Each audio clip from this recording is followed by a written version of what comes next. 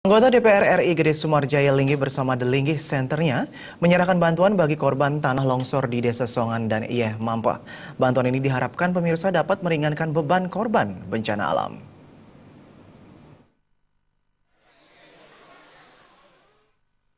Kedatangan Gede Sumarjaya Linggih bersama The Linggih Center ke Desa Songan bertujuan memberikan bantuan kepada para korban tanah longsor di Desa Songan.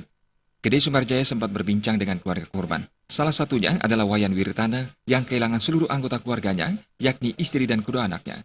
Gede Sumarjaya Linggih berharap keadaan pasca bencana cepat pulih dan masyarakat bisa beraktivitas sebagaimana mestinya.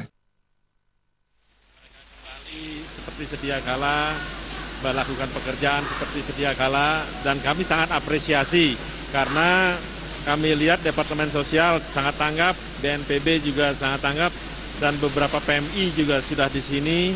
Mudah-mudahan ini akan mempercepat pulihnya kepercayaan masyarakat di sini, kemudian juga apa-apa yang menjadi kerugian mereka dapat tertangani oleh teman-teman di pemerintah, terutamanya oleh BNPB, yang sudah sebenarnya dianggarkan memang untuk tanggap darurat.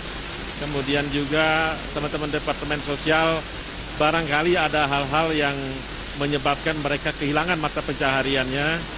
Ini mulai dipikirkan melalui Departemen Sosial untuk memberikan bimbingan ke usaha-usaha baru, sehingga mereka bangkit kembali dalam kehidupan, bahkan saya berharap lebih daripada yang sedia kalanya.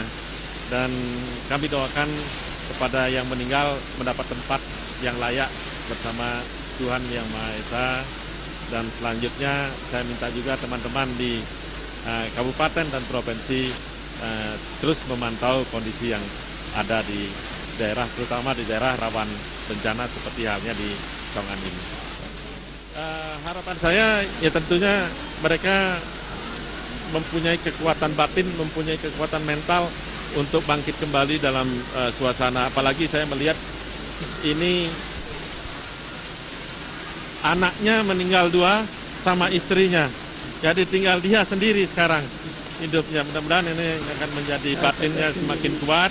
Saya tidur berempat, Tinggal satu. Jadi mudah-mudahan mentalnya kuat, kemudian dia kembali bisa membangun rumahnya nanti tentunya atas uluran bantuan daripada teman-teman dan tentunya teman pemerintah juga.